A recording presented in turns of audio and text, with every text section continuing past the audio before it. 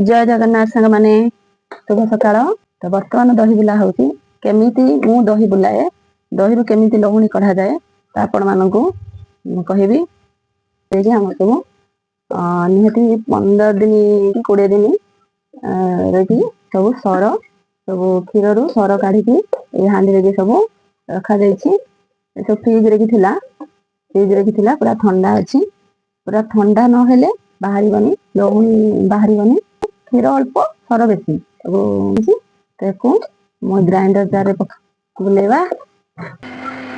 तो देखिपे सांग मैंने दही लहुणी आमर अलग हो गलानी।